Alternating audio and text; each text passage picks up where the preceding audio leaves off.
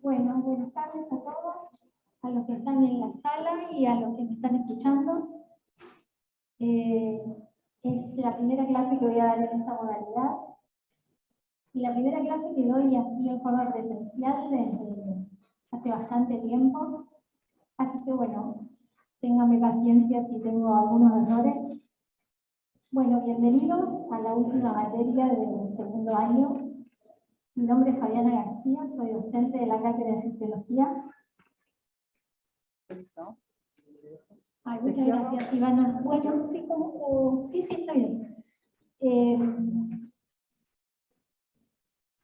Y quería preguntar a ver si me escuchan bien los que están por Zoom. Sí, se escucha bien. Bueno, si me dejan de escuchar o me dejan de ver o tienen alguna duda, por favor me interrumpen sin ningún problema. Lo mismo para ustedes, así que bueno, vamos a ir viendo cómo funciona esto.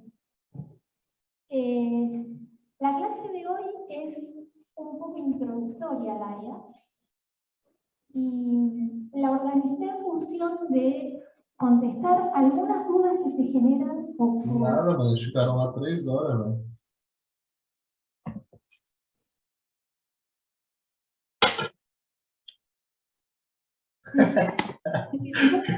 Tu não viu o choro dele ontem, velho? Perdón, lo que les voy a pedir a los que están conectados que silencien su cámara mientras estoy hablando y me avisan cuando quieren participar. Não, ontem ele até aguentou lá, mano, mas ele... ¿Me querías hacer alguna pregunta? Creo que no se da cuenta, ahí le escribo. Ay, bueno, gracias. Ya.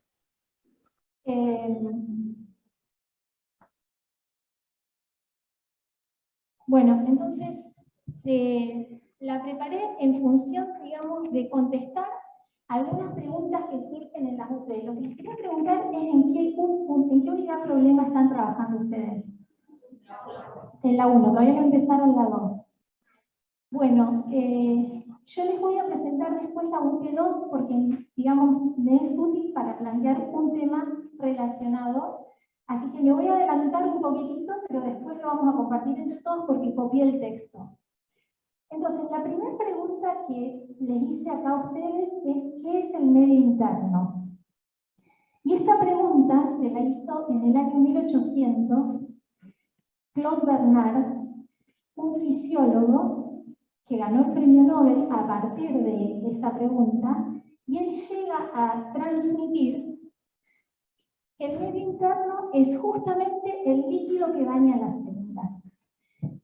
Y fíjense que además dice que es el que provee los nutrientes a las células y donde se vuelcan las partículas de desecho. Y aclara que además es el componente intersticial del líquido extracelular. Como baña las células, y en las células ustedes ya saben que ocurren las reacciones metabólicas, es importante que se mantenga constancia de ese medio interno. Entonces él dice, aunque haya agresiones o alteraciones del medio interno, debería haber mecanismos para mantenerlo constante, justamente por la función que cumplen las células. En el año 1900, Cannon introduce ya el término homeostasis. ¿Y él qué dice?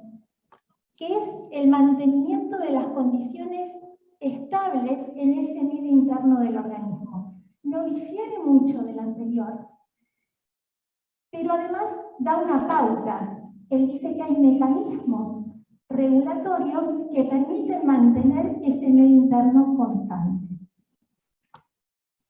Y esos mecanismos regulatorios pueden operar en todos los niveles que ustedes ya saben que tiene el organismo, desde el más básico que es el celular, hasta el más complejo, como es los aparatos y sistemas del organismo. Acá les puse la palabra homeostasis, que proviene de dos palabras griegas, homeo, que significa igual, y estasis, que significa estable. Por eso es el mantenimiento de las condiciones estables del medio interno. Esta diapositiva es un poco un resumen de lo que ustedes ya vienen viendo desde el primer año. y ahora en segundo año, con la inclusión del aparato que vamos a estudiar fundamentalmente en esta área, que si bien ustedes vienen de trabajo y tiempo libre, donde vienen con la complejidad de respiratorio y cardiovascular, acá si bien es un solo aparato, tiene su complejidad, así que es interesante que lo vayan viendo de a poco. Entonces, ese medio interno que rodea a las células, que dijimos está formado por el líquido intersticial y el plasma, es el que se tendría que mantener constante. Esta diapositiva me gustó como para introducirnos en el tema. ¿Por qué? Porque nos muestra, en primera medida, que estamos rodeados del sistema tegumentario, que si bien no establece intercambio de materiales con el medio externo, sí nos protege contra agresiones del medio externo. Pero sí tenemos contacto con el medio externo. El aire que respiramos permite el ingreso de oxígeno y los nutrientes a partir del aparato digestivo van a ser volcados en el plasma y por el aparato cardiovascular van a llegar a las células. Entonces, las células van a captar el oxígeno y los nutrientes, van a metabolizar, van a producir desechos, y esos desechos van a ser volcados en el mismo aparato cardiovascular, que va a ser eliminado.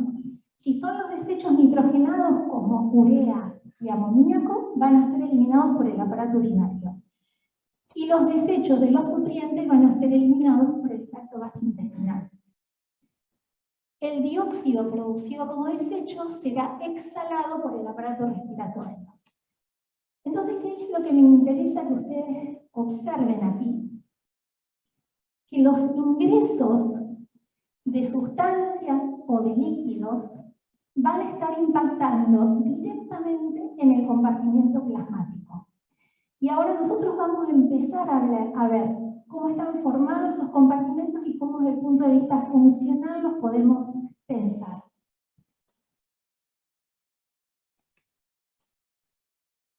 Entonces, dijimos que para que las células funcionen adecuadamente necesitamos un medio interno que se mantenga estable. Y hablamos también que la homeostasis implica mantener, implica el disparo o la implementación de mecanismos regulatorios para mantener ese medio interno constante. ¿Cuáles son los mecanismos que ustedes ya lo vienen viendo para mantener la homeostasis? Son mecanismos de regulación de retroalimentación, positiva o negativa. Ustedes ya vieron que los mecanismos de retroalimentación positiva son ejemplos muy puntuales en el organismo. Podemos pensar el amamantamiento del bebé, el parto. En algunos casos se considera la coagulación, que la van a ver el año que viene. En algunos casos también a veces se dice que el desencadenamiento del potencial de acción es un mecanismo de retroalimentación positiva, pero en general son puntuales y determinados. Para hablar acá de regulación homeostática, lo que ustedes tienen que pensar es que el mecanismo implicado es una retroalimentación negativa. Esto ustedes ya lo vieron. Voy a tomar un poquito de agua. Me exijo un montón hablando a través del barbijo. La verdad que me canso.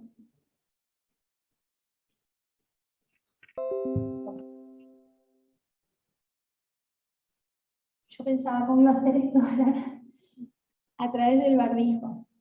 Bueno, no es tan terrible, pero no es tan práctico.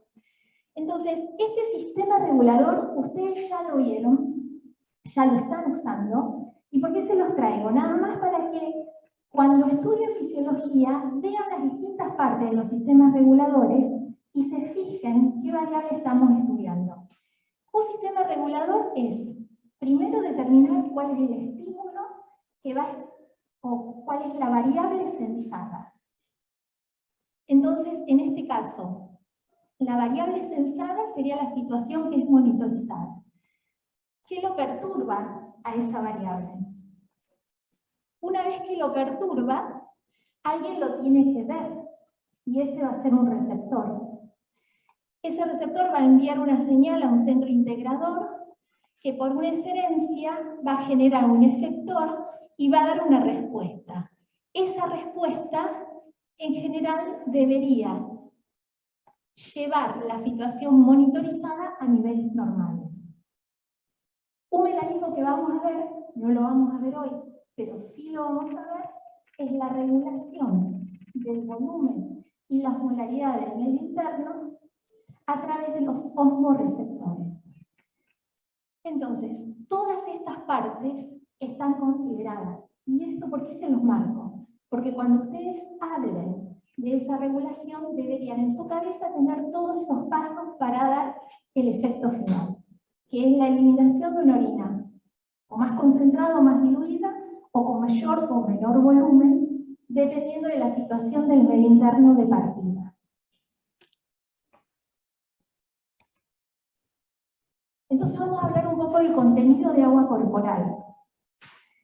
El contenido de agua corporal, que es el agua corporal total, varía en los distintos individuos, y esa variación depende, ahí les marqué un poco, del sexo, de la edad, también les marqué la edad desde el infante hasta el adulto mayor, y el contenido de agua corporal se expresa en general en porcentaje. Lo que ustedes ven ahí es porcentaje del peso corporal. Y puede variar entre un 45 a un 75% dependiendo de esto que estamos hablando. Además del sexo, además de la edad, importa la constitución física. ¿Qué significa eso? Que una persona con mayor contenido de tejido adiposo va a tener menor porcentaje de agua. El porcentaje de agua en el tejido adiposo es del 10 al 15%. Por lo tanto, a mayor contenido adiposo, menor contenido de agua corporal. Una particularidad que ustedes lo van a ver cuando vean esos libros y estudien el tema, es que ahora yo les voy a mostrar en general la distribución del agua corporal total en los compartimentos líquidos pensando en un adulto mayor. Y no lo hice pensando en un lactante. Lo que tienen que tener en cuenta es que la distribución en el lactante es inversa al adulto mayor. Y eso es importante, y justamente por eso les preguntaba en qué están, porque en la UP2 tenemos la particularidad del lactante. Entonces, vamos a ver cómo se distribuye esquemáticamente esta agua corporal total. Fíjense que acá dice agua corporal total en litros. Entonces, las dos maneras en las cuales ustedes pueden expresar el contenido de agua en el organismo es o en porcentaje del peso corporal o en litros. Ahora, si ustedes van a expresar el agua corporal total en litros, no se pueden olvidar de identificar de qué persona están hablando. Justamente por lo que dije antes, de que varía en función del sexo, la edad y la constitución física. Por eso acá les aclaré valores para un adulto masculino de 70 kilos. Mi recomendación es que no estudien números de memoria, sí los porcentajes, porque los van a estar usando mucho durante todo el área, pero que si van a memorizar, porque tienen facilidad para memorizar los números, y van a memorizar, no se olviden de ver de qué individuo están hablando, porque estos valores que están aquí son solamente si hablamos de esa persona. Entonces, Profe, una pregunta, que el hombre, el adulto masculino, posea un 60% a diferencia de la mujer que posee un 55%, ¿es porque tiene mayor cantidad de volemia, o sea, por la volemia, o bien por el tejido adiposo abundante en la mujer que hace que... Esa es la razón. Las mujeres tenemos mayor contenido de tejido adiposo, por eso el porcentaje de agua para dos individuos adultos, un femenino y un masculino, del mismo peso, la mujer al tener mayor cantidad de tejido adiposo va a tener menor contenido de agua. Tal cual. Listo, muchas gracias. De nada. Entonces, representamos el agua corporal como un cuadrado. Y esto no es porque lo estoy introduciendo en algo que vamos a ir hablando después. Y tenemos los dos subcompartimentos. El compartimento extracelular y el intracelular. Fíjense que no están distribuidos, no están dibujados en función de lo que ocupan. Porque en general el compartimento intracelular es de un 40% del agua corporal total y el extracelular es el 20%. Sin embargo, acá está dibujado al revés, pero porque está subdividido cómo está formado. Yo después les voy a mostrar otro gráfico donde sí es el que me interesa que memoricen, pero acá me gustó, ¿por qué? Porque nos muestra cómo están subdivididos los distintos compartimentos del organismo.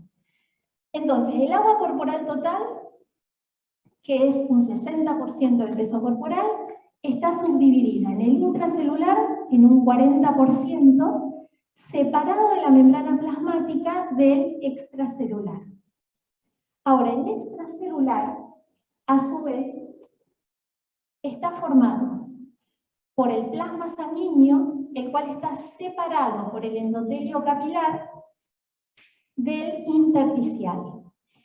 Y el líquido intersticial, que también forma parte del extracelular, corresponde a la linfa, al tejido conjuntivo óseo, a cartílago y al hueso. Todas esas partes son subcompartimientos del extracelular. Ahora, también hay otro compartimento.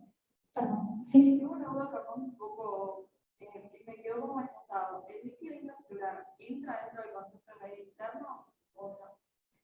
Porque hablamos solo del líquido que baña las células. El medio interno lo definimos así como el líquido que baña las células. Ahora, la célula en sí también tiene su medio interno que lo tiene que mantener. Así que yo te diría que sería como una disquisición un poco filosófica, porque también la célula tiene sus mecanismos para mantener y regular el volumen celular.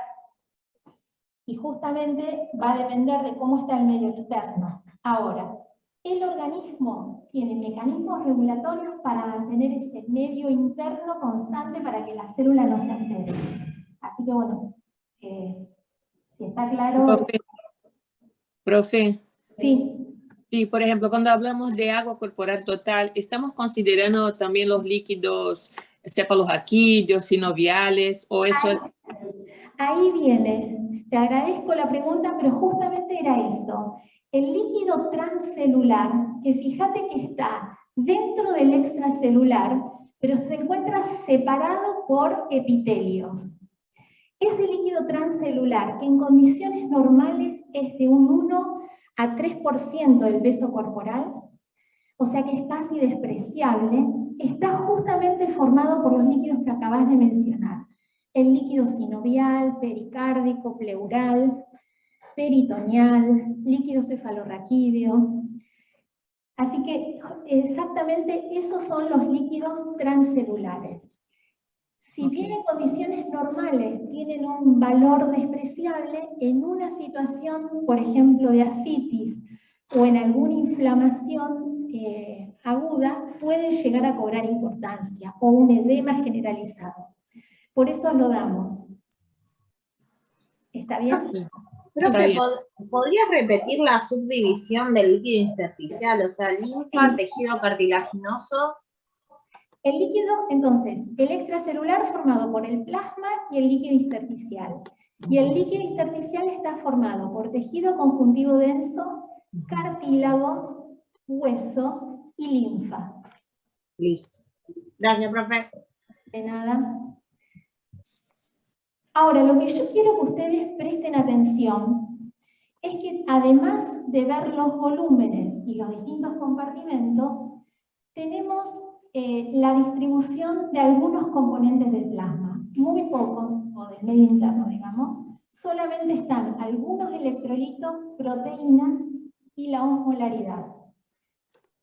No puse nada de la composición del plasma porque tiene un teórico la semana que viene para hablar de sangre y plasma. Así que no me quise, digamos, repetir con ese tema. Pero sí me interesa que ustedes presten atención a algo. La composición iónica del contenido extracelular. Marco acá, voy a marcar el plasma y las células.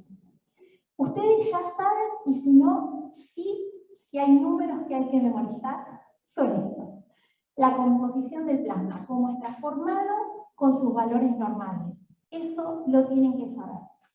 Y si bien acá yo les estoy presentando un número determinado, en general los valores de los parámetros que ustedes van a estudiar van a ver que se presentan con un desvío, un más menos. Por ejemplo, el sodio es 140 más menos 5 miliequivalentes por litro. Entonces, desde ahora lo que quiero es que presten atención. ¿Cuáles son los componentes? ¿En qué unidades se expresan? El valor normal y el rango de oscilación que tiene ese valor que están estudiando. Entonces, fíjense, la composición del compartimento extracelular tiene una alta concentración de sodio y de cloruro. Esto ya ustedes lo saben, y también saben que la concentración de sodio es muy baja dentro de las células. Por el contrario, el potasio está alto dentro de las células y baja en el extracelular. Esto ustedes ya lo vieron en primer año, ya saben que no solamente influye la diferente permeabilidad, sino la presencia de la bomba. Así que repasen todo eso. Otra cosa que les quiero marcar es que la concentración de proteínas es distinta entre el plasma sanguíneo y el medio intersticial. Y esto es porque el endotelio capilar, si bien permite el pasaje de agua y de solutos de pequeño peso, no permite el de las proteínas. Lo otro que les quiero marcar es que no hay composición del líquido transcelular. ¿Por qué no hay composición? Porque no tiene la misma composición del líquido extracelular. El transcelular va a tener la composición del epitelio que lo forma. Todos esos que estuvimos mencionando con su compañera, cada epitelio va a determinar una composición determinada del transcelular. Por eso es que se pone aquí que es variable. Entonces, lo otro que les quiero mostrar es que el valor de osmolaridad plasmática, que ya vamos a hablar más adelante, tiene el mismo valor en los distintos compartimentos. O sea que hay un equilibrio osmótico entre el intra y el extracelular.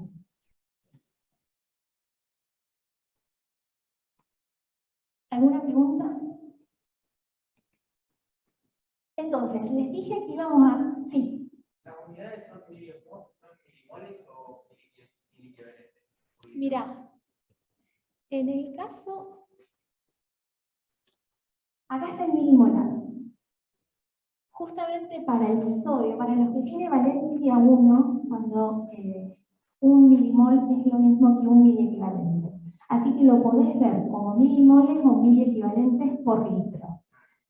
Creo que en física a veces se nos dan en milimoles por litro, nosotros en general lo damos en miliequivalentes por litro, pero te tenés que fijar de acuerdo a cómo esté expresado. Lo que yo les recomiendo es que ustedes, una vez que decidan del libro que están estudiando, refieran a los valores normales de ese libro. No traten de buscar homogeneidad, porque hay variaciones entre los distintos libros. Hay algo que me olvidé ahora estando acá. Es que la distribución, y esto ustedes ya lo saben, la distribución de iones positivos y negativos, cationes y aniones, en los compartimentos líquidos, cumple la regla de la electroneutralidad. Ahora, tenemos un anión no difusible, que son las proteínas en los capilares. Eso va a determinar que la redistribución de los cationes difusibles, sodio, potasio y cloruro, bicarbonato que no está acá, va a ser distinta entre el medio entre el plasma y el intersticio, por el efecto de Gibsonan. Pueden repasar eso. La contribución de Gibsonan en este caso no es tan importante, pero sí lo tienen que tener en cuenta que al tener un anión no difusible en un compartimento y no en los otros, ejerce un pequeño porcentaje de influencia. Entonces, el mismo cuadrado con el que representamos los compartimentos es este diagrama, que fíjense que les doy un nombre ahí arriba, diagrama de Darrow-Janet.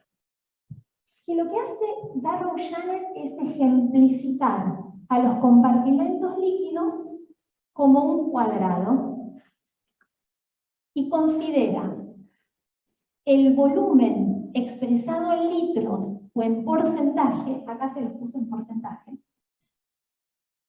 y la osmolaridad en miliosmoles por litro. Eso se lo digo porque así lo tienen que expresar cuando ustedes tengan que hablar y dar el tema. Entonces, acá sí traté de mantener esta distribución, de que ese 60% se dividía en un 40% en el volumen intracelular y un 20% en el volumen extracelular.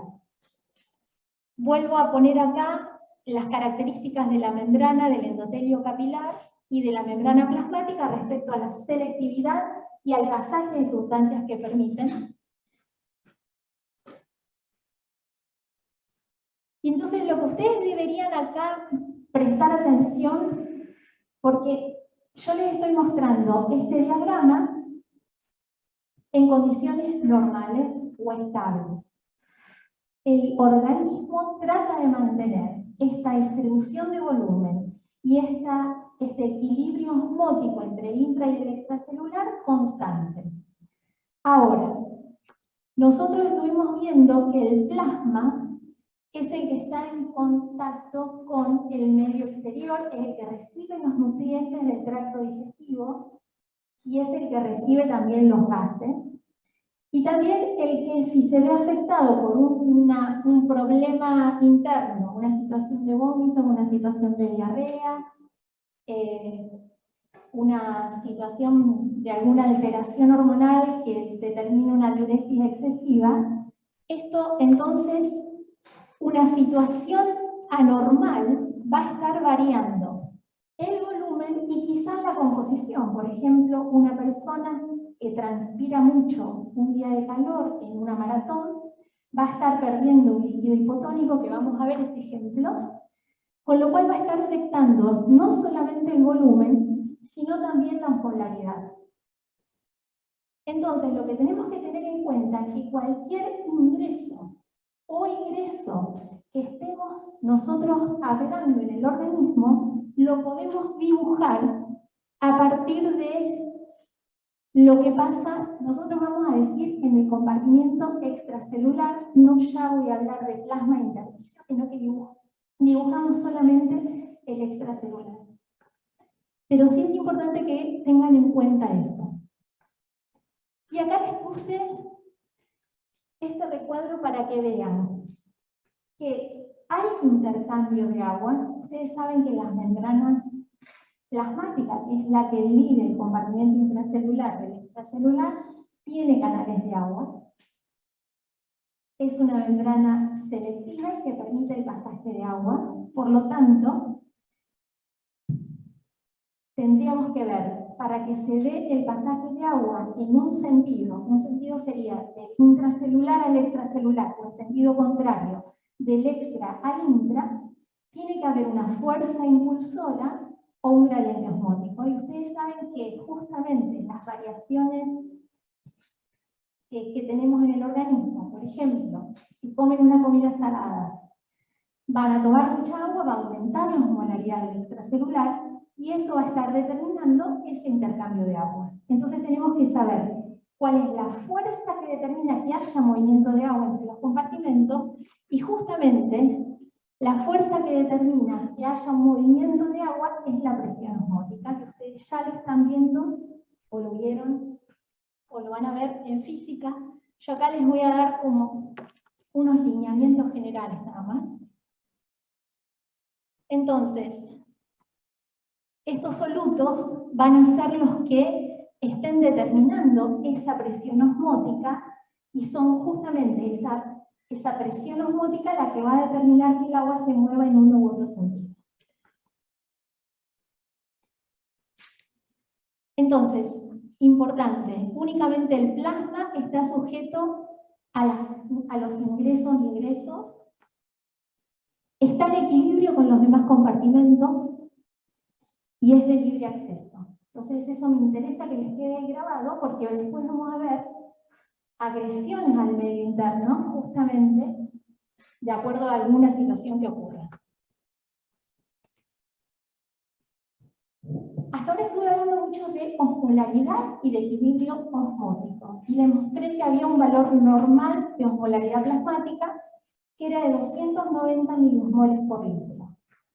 Esto ustedes lo van a ver en física, van a ver la osmolaridad y van a ver la definición, que tiene que ver con la cantidad de partículas presentes por unidad de volumen. Y esas partículas no importa de qué naturaleza y de qué tamaño sean. Ahora, si estamos en un laboratorio, o están ustedes, piden un análisis de sangre para un paciente y les piden que le informen el valor de osmolaridad plasmática de ese paciente. Está muy bien.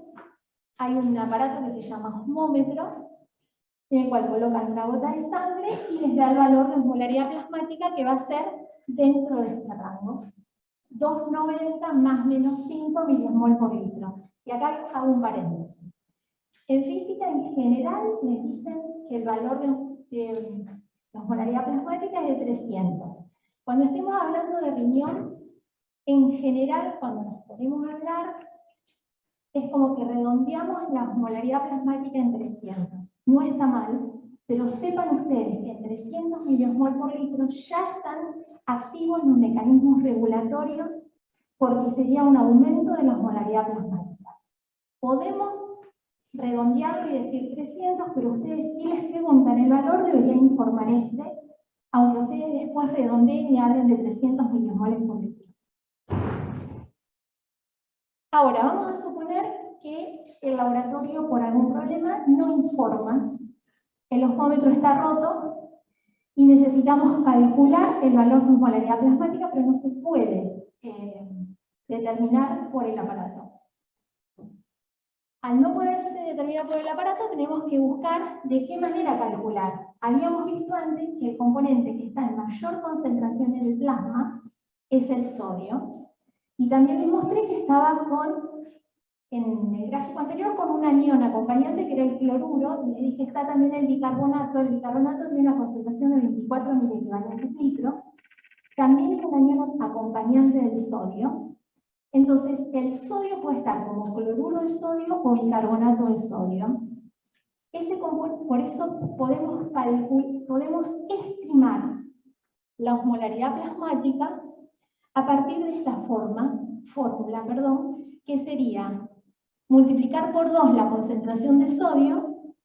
Dijimos que estaba, vamos a suponer, vamos a hacerlo fácil, 140 miliequivalentes litros.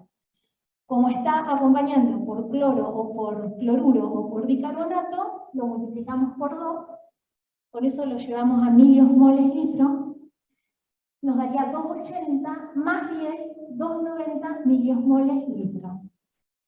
Ahora ustedes me preguntarán, ¿y de dónde viene ese 10?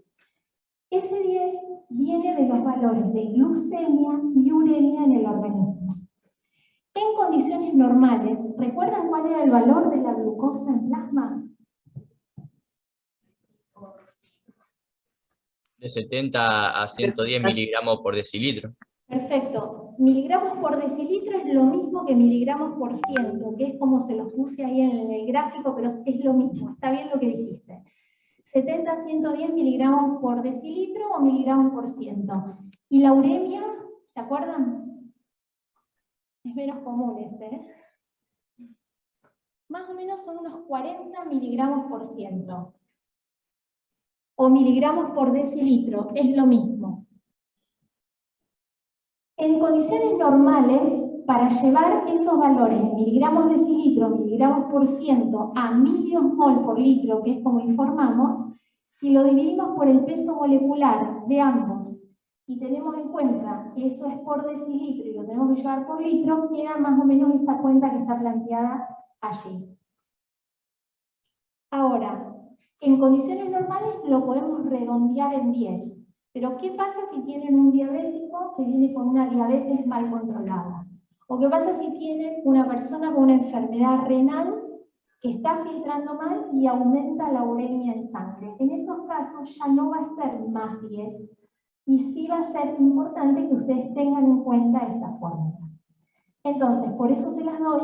En una época, cuando era presencial, teníamos un laboratorio en el cual justamente era una persona diabética que venía a lo largo de los años.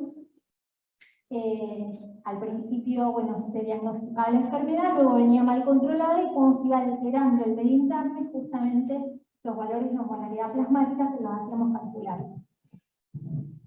Vamos a volver seguramente. Entonces, tengan en cuenta que estas fórmulas son para estimar. La forma de calcularlo, lo ideal sería con el osmómetro, pero lo podemos estimar a partir de este modo que les planteé acá. Entonces, yo les estuve diciendo que los compartimentos tenían un valor determinado de osmolaridad plasmática y están en equilibrio osmótico. Y habíamos hablado que el hecho de que se desplace el agua en un sentido o en otro va a depender justamente de la presión osmótica. Entonces, la ósmosis es justamente la fuerza impulsora que permite el movimiento pasivo de agua. Perdón, la ósmosis es el movimiento de agua entre dos compartimentos y la fuerza impulsora que determina que el agua se mueva es la presión osmótica. ¿Y esto por qué se los marco? Porque ustedes van a tener movimientos osmóticos de agua, tanto cuando haya una agresión al medio extracelular por cualquier situación que se plantee, pero también cuando veamos en riñón, para que actúe la antidiurética, tiene que haber un gradiente osmótico y una diferencia de presión osmótica, porque el agua se mueve, sí o sí se da esa diferencia. Entonces ustedes lo que van a tener que pensar es quién forma o quién contribuye a aumentar la presión osmótica o a generar ese gradiente osmótico. Entonces, acá hay una situación que les quería plantear como ejemplo, porque hay una definición de presión osmótica que no es tan agradable como para decir, pero vamos a pensar lo siguiente. Tenemos dos compartimentos que están separados por una membrana semipermeable. Uno de los compartimentos tiene un soluto, el otro solamente tiene agua pura, y esta membrana permite el pasaje solo de agua. Entonces, en la situación inicial tenemos a los dos compartimentos con sus respectivos volúmenes. Ahora, ustedes ya saben que el potencial químico del agua o la concentración del agua, el agua va a tender a moverse desde el lado donde está en mayor concentración hacia donde está en menor concentración. Al estar el soluto en el compartimento A, ahí hay menor concentración de agua, menor potencial químico del agua, por lo tanto el agua se va a mover desde el compartimento B hasta el A. ¿Hasta cuándo se va a mover? Se va a mover hasta que disminuya el volumen y aumente en el compartimento A.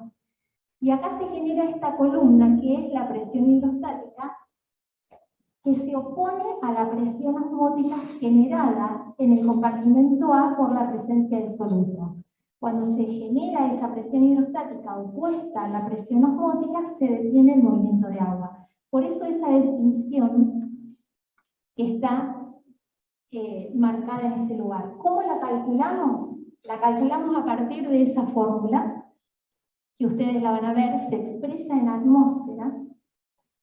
No me quiero poner en detalle con esto porque ustedes lo van a ver en otra materia, pero sí saber que esa fuerza es la presión hidrostática que se opone a la presión osmótica generada en el compartimento donde se encuentra el soluto y el agua.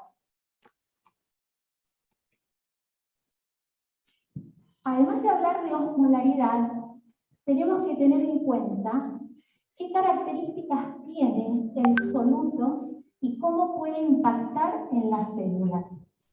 Es decir, tenemos una solución que no altera el volumen celular, y en ese caso la solución es isotónica, o tenemos una solución que sí puede alterar el volumen celular. Entonces acá lo que ustedes van a tener que tener en cuenta es la definición de tonicidad, que es el efecto que tenga el soluto sobre el volumen celular. Entonces tienen que ver cómo se comporta ese soluto con respecto a la célula. ¿Cómo se comporta? Es, chicos, básicamente si atraviesa la membrana o no la atraviesa. Entonces, para eso definimos un coeficiente, que es el coeficiente de reflexión o coeficiente osmótico, que lo van a ver con la palabra griega sigma. Entonces, si sigma es 0, como por ejemplo la urea, no hay, digamos, no hay un impedimento para el pasaje de ese componente a través de la membrana celular. Si, por el contrario, si sigma es cercano a 1, esos son los dos extremos de valores, o 1 o 0. Si es cercano a 1, se refleja, es decir, no ingresa, por ejemplo, sacarosa. Entonces, la solución isotónica no altera el volumen celular, significa que el pasaje de agua que ingresa y egresa es el mismo y se mantiene constante. Ahora, si la solución tiene una mayor tonicidad, en ese caso, recuerden como estábamos hablando, el medio extracelular tiene un aumento de osmolaridad. Entonces, el potencial químico del agua dentro de las células es mayor que fuera, porque hay muchos osmoles fuera de la célula. Eso va a generar que el agua salga desde dentro de las células hacia afuera, generando entonces un encogimiento o disminución del volumen celular, o retracción. Por el contrario, si el medio extracelular es hipotónico, menor a 290, 280 milimoles por litro, significa que la cantidad de agua, el potencial químico del agua es mayor en el extracelular, va a ingresar agua hasta que las células se hinchan y eventualmente se pueden irisar. Entonces, esos cambios de volumen celular los comprendemos desde esta definición de tonicidad. Entonces, una cosa es la osmolaridad y otra cosa es la tonicidad. Entonces, hasta ahora yo les vengo diciendo que es importante que se mantenga el equilibrio osmótico, pero además de mantener el equilibrio osmótico, es importante que haya un equilibrio hídrico, es decir, que haya una correspondencia entre el agua que ingresa y el agua que egresa del organismo. De nuevo, los valores dependen del libro que ustedes consulten y informen esos valores que ustedes van a consultar. Entonces, ¿cuáles son las vías de egreso? Fundamentalmente los riñones, aproximadamente 1,5 litros. Y estos valores están sujetos a la variabilidad individual y a la variabilidad de la persona porque están muy relacionados con la regulación, ¿no es cierto? Pero en general podemos decir que es 1,5 litros pérdida renal, por perspiración insensible, en las cuales se incluye las pérdidas por el tracto respiratorio y la piel. Yo lo que no les puse acá, la pérdida por sudor, que ya no sería perspiración insensible, debería también considerarse acá. Y las pérdidas por heces, aproximadamente 100 mililitros. Esto suma un total de 2,5 litros, y por lo tanto la cantidad que ingresa al organismo debe corresponder, esta que egresa. En general, por el mecanismo del nacer, se van a estar ingiriendo una cantidad de líquidos. También hay un ingreso de líquido cultural y social. El agua contenida en los alimentos. Y también el agua que se genera como resultado de las reacciones metabólicas del organismo. y en general eso suma 2,5 litros. Entonces, podríamos decir que en estado estable hay una correspondencia entre los ingresos y los egresos. Ahora, yo marqué y redondeé estos dos porque son justamente los que pueden ser regulados. Es decir, los líquidos ingeridos puede variar en función del mecanismo de la sed y la excreción renal también va a variar de acuerdo a cómo esté el medio interno. Entonces podríamos decir, chicos, que las vías de salida o los egresos en general son obligatorias, excepto la renal, que es facultativa y la cual se puede regular dependiendo del medio interno.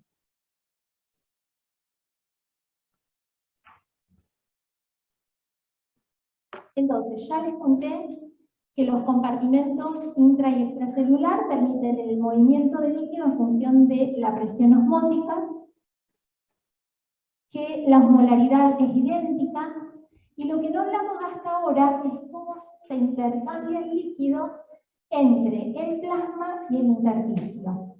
Y esto es para que ustedes recuperen, esto ya lo vieron en trabajo y tiempo libre, que son las fuerzas de Starling, las variaciones de presión hidrostática y presión osmótica. ¿Y por qué lo tenemos que repasar? Lo tenemos que volver a repasar porque cuando veamos riñón, el primer paso de una de las funciones renales, que es la filtración glomerular, justamente, además de conocer la membrana de filtración, que es el lugar por donde se va a dar la filtración y saber qué características tiene para ver qué solutos la pueden atravesar o no, o sea, cómo discrimina esa membrana, las fuerzas que determinan el movimiento del líquido son las fuerzas de Starling basadas en la ecuación de Starling. Entonces, vuelvan a repasar esto. Esto ya ustedes lo tienen claro. ¿Alguna duda con respecto a esto? No. Lo que sí ahora van a ver que este flujo varía. Si estábamos en la microcirculación hablando de un flujo de 2 mililitros por minuto, acá vamos a tener un flujo mucho mayor y va también estar determinado por esa constante de filtración. Entonces vamos a ver una situación de cómo se manejarían los ingresos y egresos esquematizados en el diagrama de Darboux-Chanet. Entonces, en la situación inicial, el extracelular, el intracelular, donde está el agua corporal total y la osmolaridad. Como ustedes saben el valor de osmolaridad, les podrían pedir que calculen la cantidad de solutos que tiene cada compartimento. Y entonces ahí sí es importante que sepan los valores en litros para ver en esos 28 litros cuántos solutos tienen, o en los 14 litros del extracelular cuáles son la cantidad de solutos que tienen. Para hacer la regla de 3 y equiparar, digamos, porcentaje a litros, tenemos en cuenta que los kilos es lo mismo que litros. Entonces, 70 kilos sería el 100%, el 20% X, y ese valor les va a dar en kilos o litros. Así lo calculamos. Entonces, acá ustedes harían el 40% y el 20%, siempre lo estamos refiriendo a este varón adulto masculino de 70 kilos. Entonces, esto es nada más para que sepamos que la cantidad de solutos del organismo las podemos calcular. ¿Y por qué podría llegar a ser importante? Justamente porque a lo mejor el líquido que está ingresando nos pueden decir que está ingresando una solución de dextrosa al 5%, entonces pueden calcular cuántos miliosmoles está aportando esa solución y luego ver cómo eso impacta en el volumen y la osmolaridad del extracelular. En este caso yo no lo voy a hacer, pero sí lo podríamos hacer. Entonces, acá les dije que me iba a anticipar con la situación problemática 2 para relacionar el tema que estamos viendo y que ustedes lo relacionen con el contenido que les estoy mostrando. En este caso, es una mujer que concurre al centro de salud para el control de un sexto hijo, tiene 3 meses, dice que el niño llora permanentemente,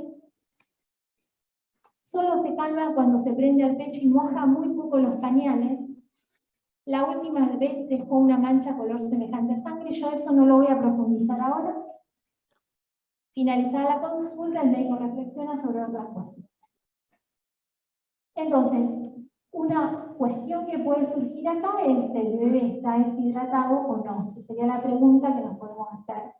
Por eso lo traje acá. Los bebés chicos no transpiran. Entonces, lo que yo ahora les voy a contar lo voy a hacer a partir justamente de la pérdida de un líquido hipotónico, así que no lo vamos a poder sacar de ahí, pero ustedes podrían pensar que hubo una, digamos, la frecuencia de amamantamiento no fue la adecuada, y entonces el bebé llora porque tiene sed. Ahora, si llega una madre con un bebé así, ¿qué es lo primero que ustedes harían en función de lo que les vengo contando, del contenido de agua corporal total del lactante? Les dije también que la distribución del agua corporal es inversa, es mayor en el extracelular que en el intracelular. ¿Qué sería lo primero que harían para ver si hubo un problema en los compartimentos líquidos?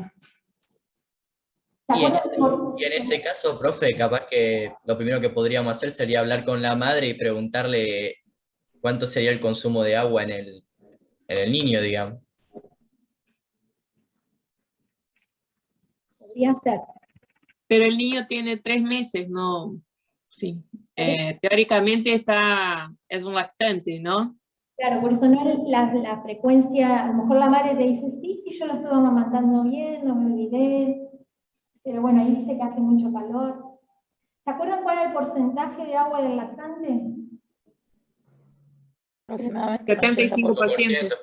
75%. Y les dije que era mayor en el extra que en el intra. Ustedes ven que un bebé es casi pura agua, se alimenta de agua. ¿Qué les parece que... Podríamos hacerle, o sea, pedirle un análisis de orina completa. Sí podría hacer el análisis de orina, por eso que te dice ahí que dejó una mancha semejante a sangre, sí podría hacerlo, pero antes, ni bien llegó. se observarían los signos de deshidratación. Bien, eso lo podés mirar, ver los signos de deshidratación, mirar la fontanela, mirar el pliegue cutáneo, los ojos, perfecto. ¿Qué más? ¿Algo que es lo que quiero que me contesten? Pesarlo, puede ser. Pesar el pañal. Pesarlo al bebé. Pesar al bebé. Se supone que la madre fue al control con quien lo viene controlando, y al pesarlo, como justamente digo que es un 75% de agua, eso significa que una disminución del peso corporal hubo una disminución del agua corporal total. Además entonces de mirar los signos de deshidratación, el peso a ustedes les da información. En un adulto también, si ustedes lo vienen controlando, pero en el lactante no hay duda que ese sería el primer paso que ustedes tienen que hacer, que es pesarlo. Entonces, lo que yo ahora quiero es suponer, para ver el diagrama de Darrow-Janet y ver cómo nos manejamos y cómo analizamos, yo lo voy a suponer con una situación de sudor. El sudor tiene mayor cantidad de agua y poca cantidad de solutos, de sodio. O sea que lo podemos definir como un líquido hipotónico o hiposmolar. Ahora, en el bebé les acabo de decir que los bebés no transpiran, así que la explicación sería que a lo mejor hay una disminución del volumen, cuando lo pesan hay una disminución del agua corporal total, lo asumen ustedes, no saben por qué, la frecuencia de amamantamiento no fue la correcta, estos verán cómo lo explican. Entonces, recuerdan que yo les dije que las variaciones de los ingresos y los egresos la teníamos que marcar en el líquido extracelular, que es el que está en contacto con el exterior.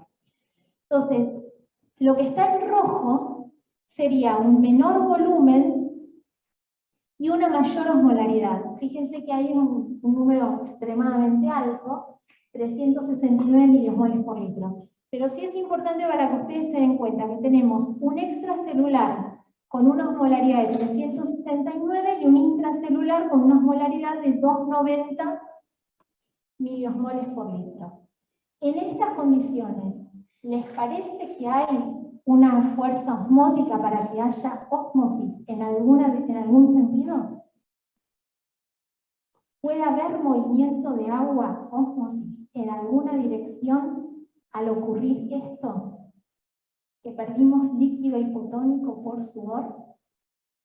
En este caso sí, va a haber fluido del líquido intracelular al extracelular, en teoría. Yo te diría que si lo tenés que expresar, vos digas, va a haber movimiento de agua desde el líquido intracelular al extracelular. Perfecto. Entonces, la situación de sudor determinó un aumento del líquido extracelular de la osmolaridad y una disminución del volumen.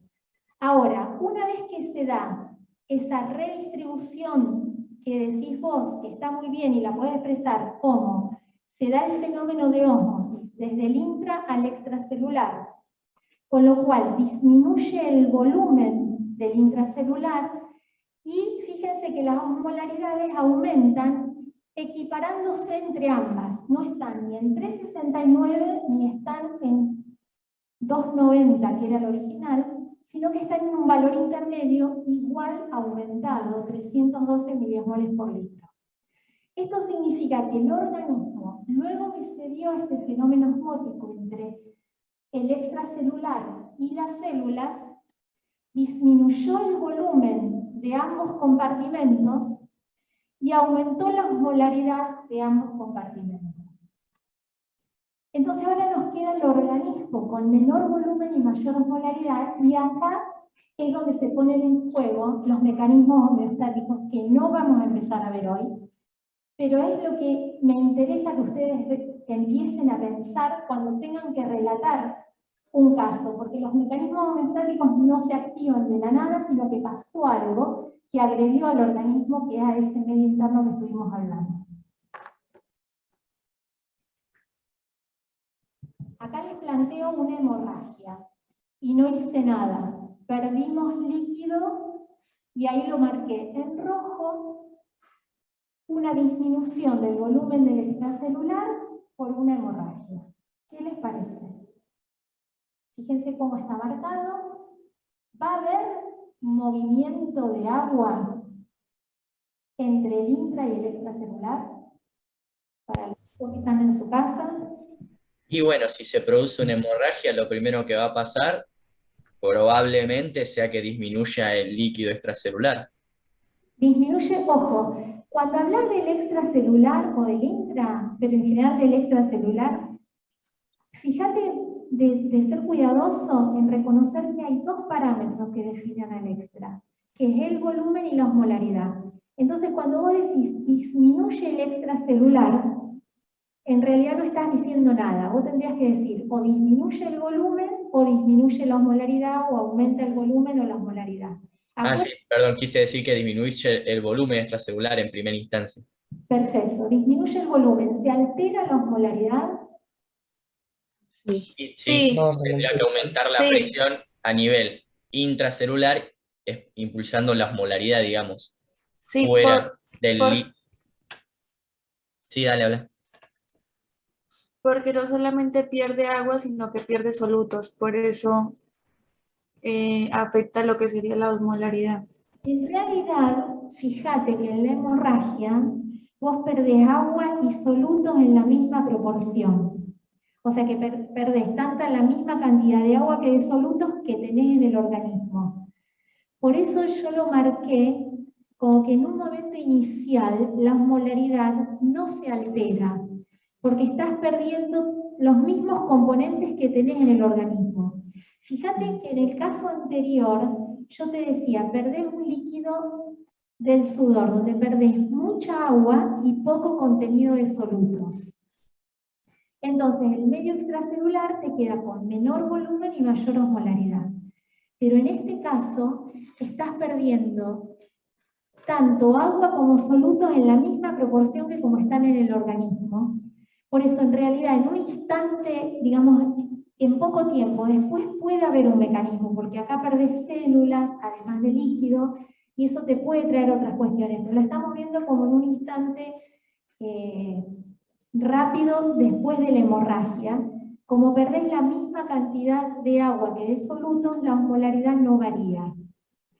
Entonces, la pregunta es, si me siguieron el razonamiento y están de acuerdo conmigo que la osmolaridad no varía, ¿va a haber movimiento de agua entre el intra y el extracelular? No. Sí. Y no varía la osmolaridad, no. No. A ver, ¿quién dijo que sí? ¿Por qué? Dani. No, yo pensé que sí, porque había entendido que el agua se mueve desde el lugar donde está más concentrada a un lugar donde está menos concentrada. Está perfecto eso, pero acá fíjate que el valor de concentración o actividad del agua es el mismo en el intra y en el extra porque no varió la osmolaridad, no varió la presión osmótica entre los compartimentos. Entonces, por eso se los puse para que piensen y que tengan que tener en cuenta que para que el agua se mueva, tiene que sí o sí haber una diferencia de presión osmótica. Si no hay esa diferencia, no va a haber movimiento de agua. Claro, por eso entonces se dice osmosis, porque está relacionada con la osmolaridad. Está bien, gracias. Bueno, de nada, pero me interesa si lo entendiste, eso me parece... Sí. Buenísimo.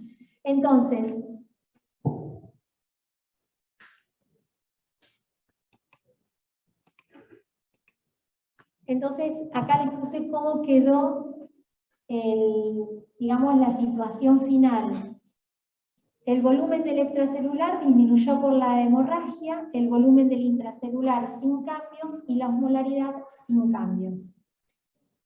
Ahora les voy a dar otro caso. Consumió papas fritas sin ingesta de agua. Y acá les mostré que aumentó, digamos que ahí los estoy ayudando un montón. No tengo que haber puesto la fecha. Bueno, no hay duda ahí que aumenta la osmolaridad del extracelular. Entonces, ya les puse ahí que hay movimiento de agua. Uno podría estar en 320, el otro está en 290, siempre consideramos el valor normal para el intra. Hay movimiento de agua, eso determina que hay una disminución del volumen del intracelular y aumento un poco en el extracelular, perdón. Entonces, siempre en general, como estamos hablando de dos parámetros distintos, que es el volumen y la osmolaridad, deberían decir en cada situación cómo están los volúmenes y las osmolaridades de cada compartimento. Sí. Estos cambios son rapidísimos. Así que en general cuando uno ingiere o tiene una diarrea o tiene vómitos que pierde agua, y de acuerdo a la cantidad de líquido que está perdiendo y las características, se da esta redistribución. Queda el organismo o con menor volumen o mayor y distinta osmolaridad, y ahí viene la regulación renal. Por eso se los presento, porque a veces uno se pone a hablar de riñón como el regulador, y antes hubo mecanismos de intercambio basados en estas situaciones físicas, porque es variación de la presión osmótica y la fuerza impulsora, que determina el movimiento de agua. Sí. La osmolaridad de la situación final, ¿no?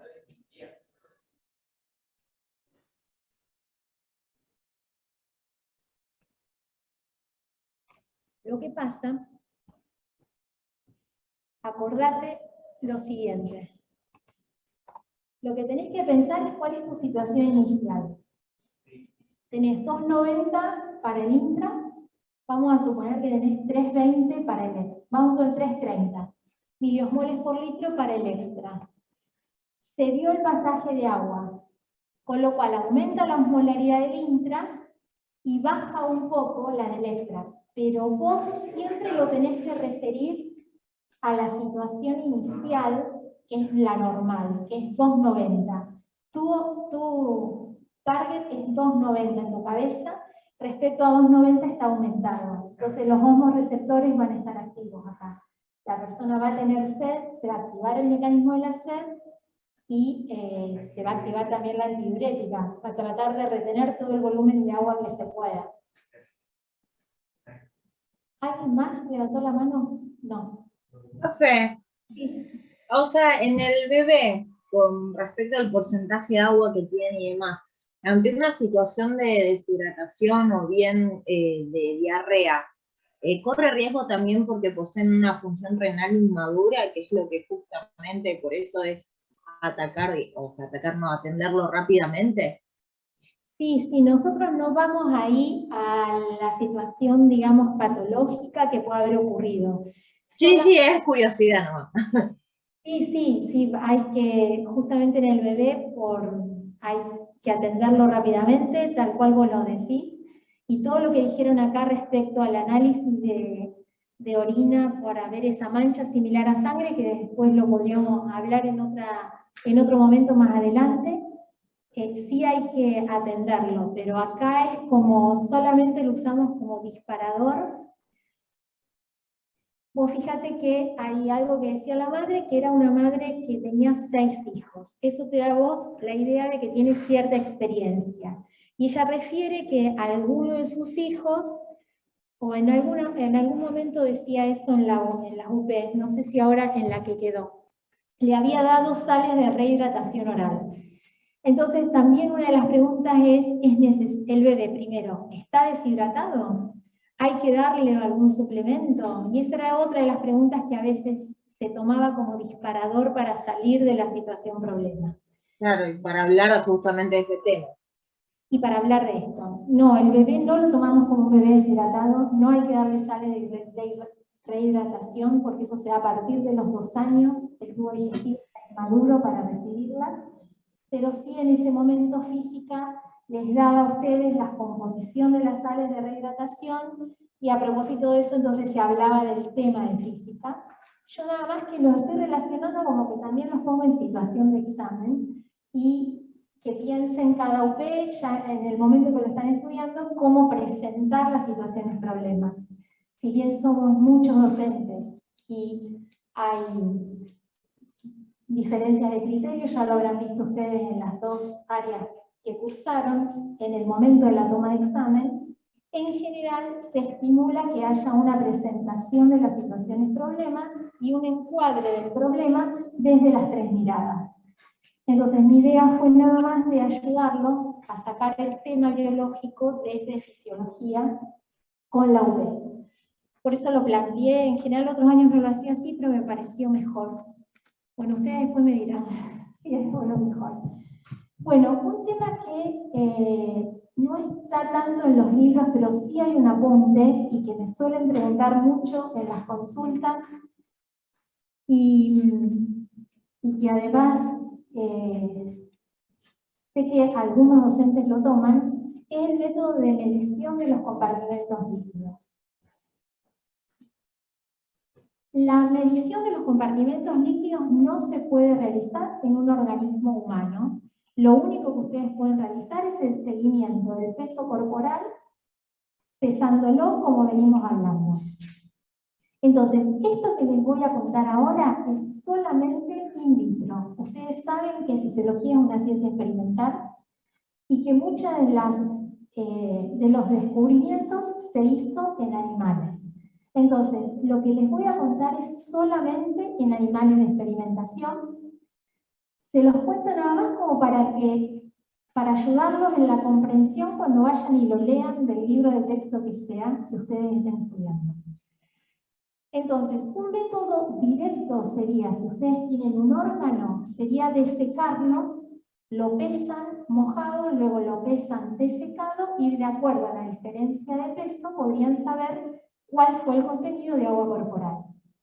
Eso sería en un animal sacrificado. De hecho, lo solemos hacer eso en el laboratorio.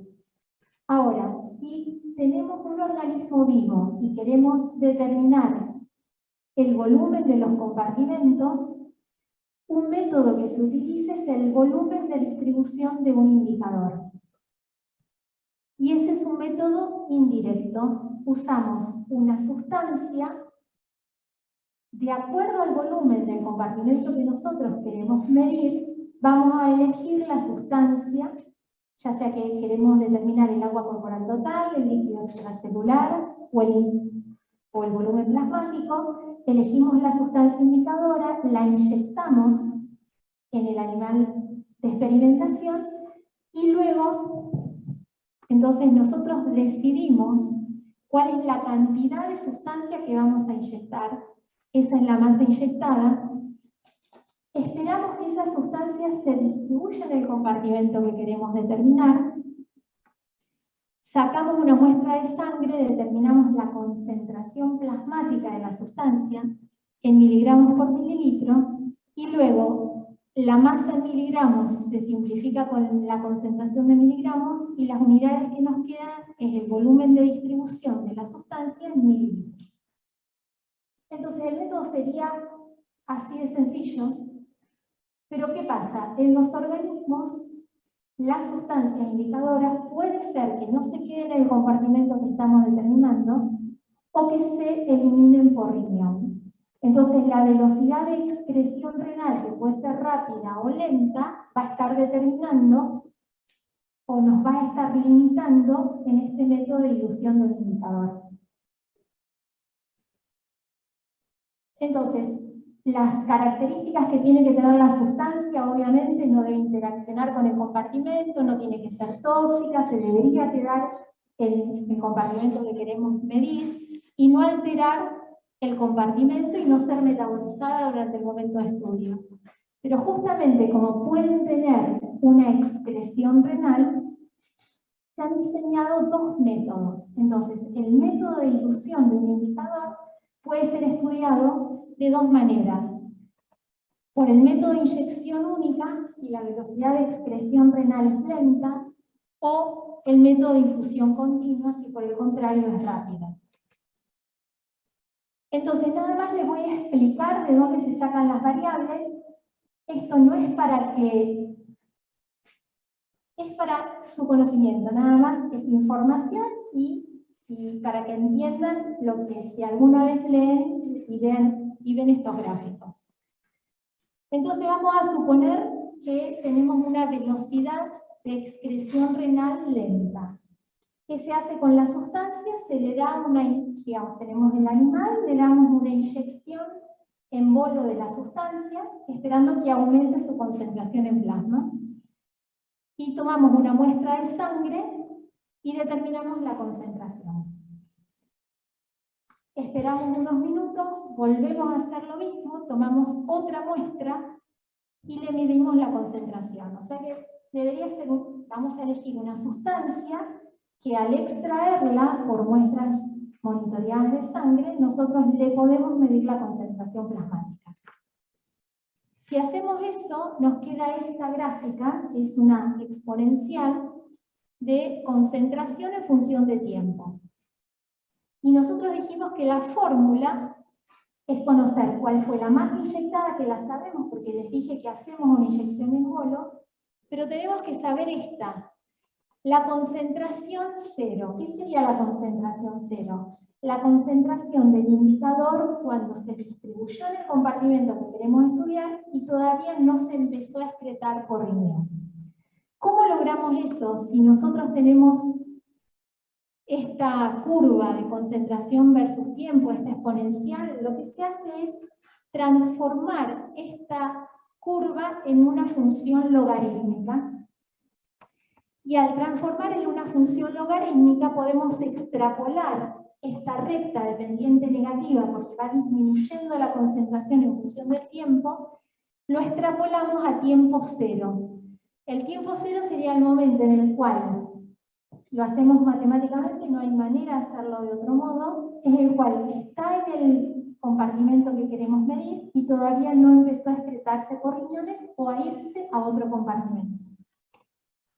Entonces, ese es el valor de concentración que tenemos que poner en el denominador. Entonces, nada más que sepan que tenemos que transformar la curva exponencial en una función logaritmo. En el caso de una sustancia que se pierde a una velocidad de excreción renal rápida, también hacemos una inyección en bolo para que aumente la concentración y luego se debe usar un aparato que se llama bomba de infusión. Esa bomba de infusión, como cuando, por ejemplo, le damos, se da una hidratación parenteral a una persona, esa bomba de infusión va a regular la velocidad con la cual estamos administrando la sustancia. La regulamos, para eso vamos a tener que estar sacando muestras de sangre. ¿Para qué? Para ver que la concentración de la sustancia se mantiene constante. Una vez que se mantiene constante, se detiene la infusión. A partir de ese momento se junta orina, toda la orina, hasta que la concentración de la sustancia sea 0. Entonces, la cantidad del indicador es la masa inyectada, es la que está en la orina, porque acá, como estuvimos infundiendo, ya no sabemos cuál es la masa de la sustancia indicadora. Y la concentración plasmática es esta concentración cuando estamos en el estado estacionario. Cuando la velocidad de infusión significa que lo que se está infundiendo es igual a lo que se pierde. Entonces, nada más que sepan estas dos diferencias y que lo tengan en cuenta, porque no me parece tan complicado, pero a veces si uno lo lee pueden generarse algunas dudas. Entonces, acá les puse cuáles son las sustancias indicadoras para cada compartimento. En el caso del agua corporal total, que tiene que atravesar la membrana capilar y la membrana celular, se usa agua deuterada o agua tritiada. Pero lo más común es utilizar antipirina como indicador para determinar el agua corporal total. El volumen extracelular, hay muchos indicadores para determinar el volumen extracelular. Y recordemos que en el volumen extracelular teníamos el volumen plasmático y el intersticial. El intersticial no lo podemos calcular directamente, sino por diferencia. El plasmático sí lo podemos calcular directamente, sabiendo que las proteínas plasmáticas las podemos marcar albúmina o usar un colorante que marque la albúmina o las globulinas, y lo podemos determinar por su parte. Y acá hay sustancias como sacáridos o iones que pueden determinar el compartimento extracelular. El volumen intracelular tampoco tenemos un indicador, sino que se hace por diferencia entre el agua corporal total y el volumen extracelular.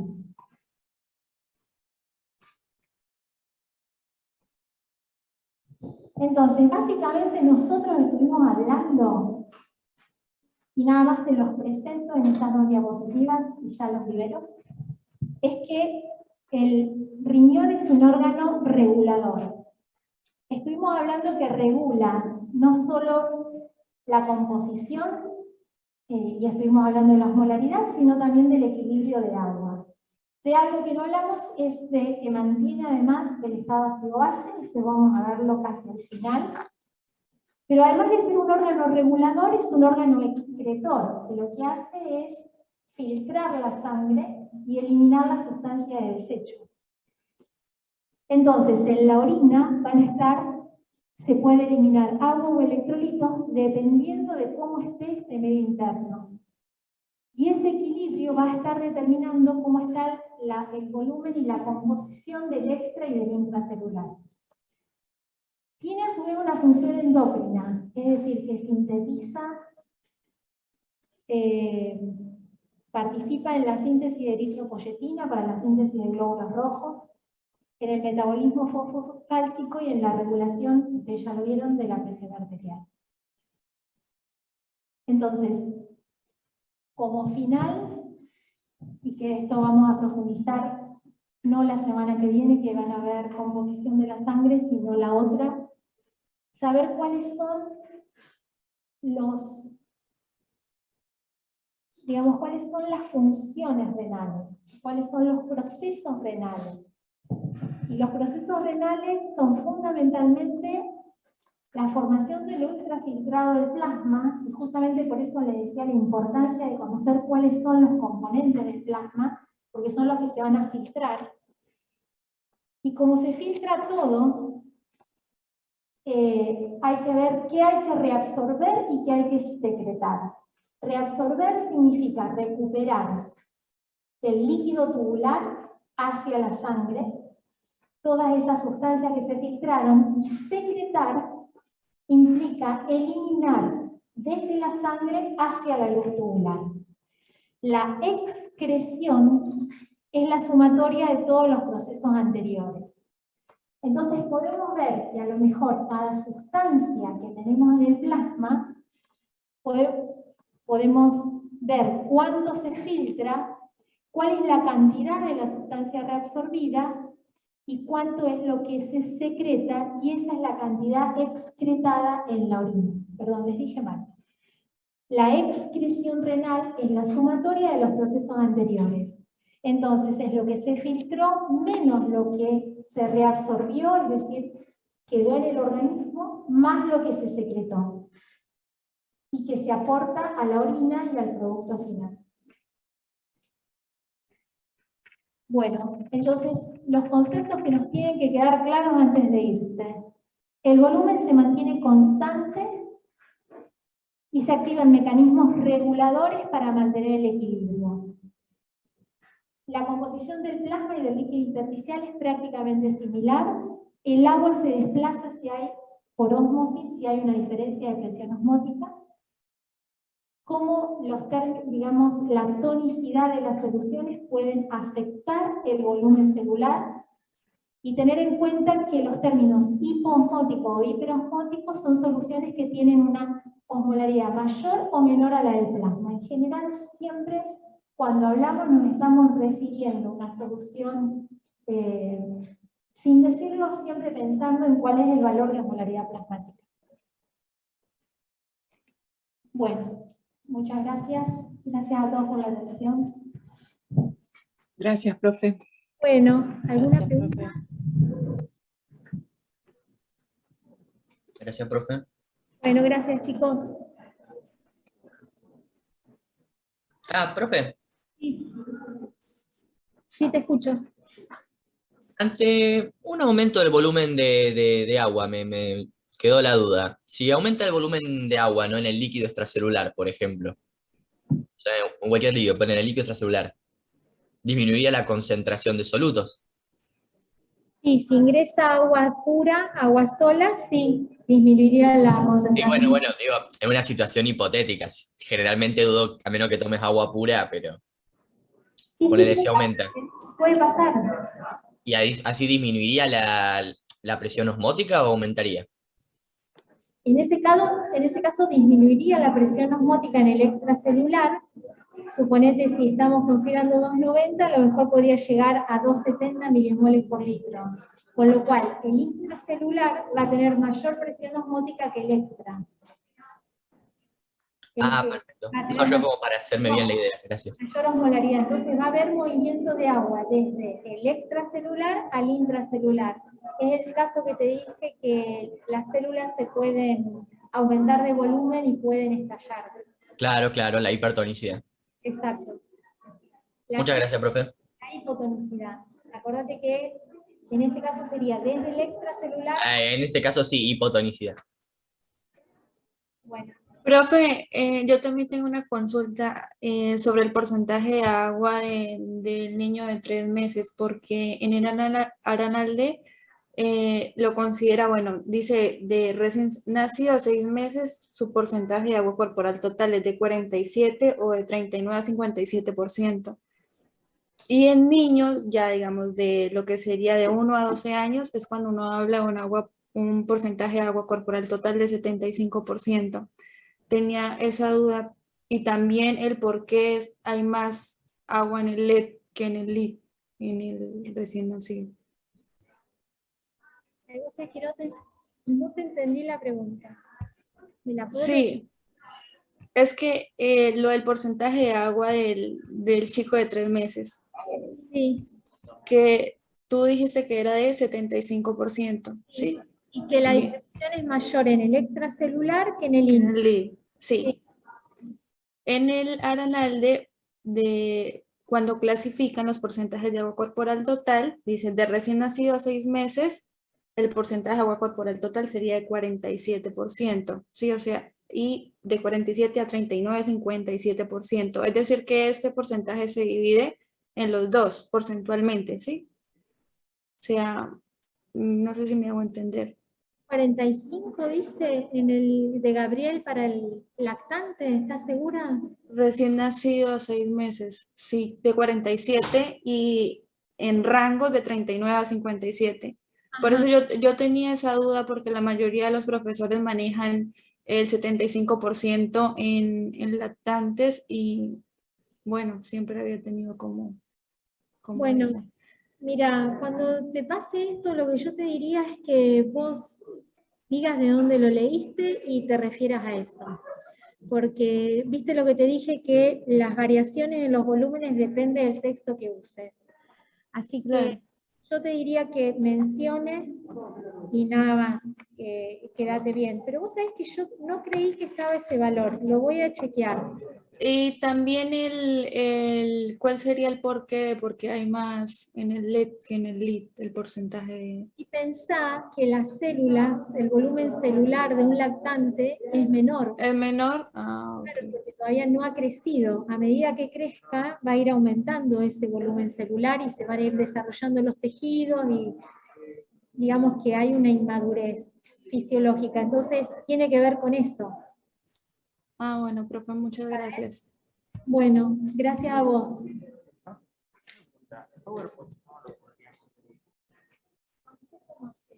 ¿Dónde tenemos una red social para o algún mail? Yo para no pedir número. ¿Tienen ahí entre todos los alumnos? Y lo puedo pasar a un grupo de WhatsApp, porque están todos. ¿Ustedes tienen grupos de WhatsApp? Sí. Sí.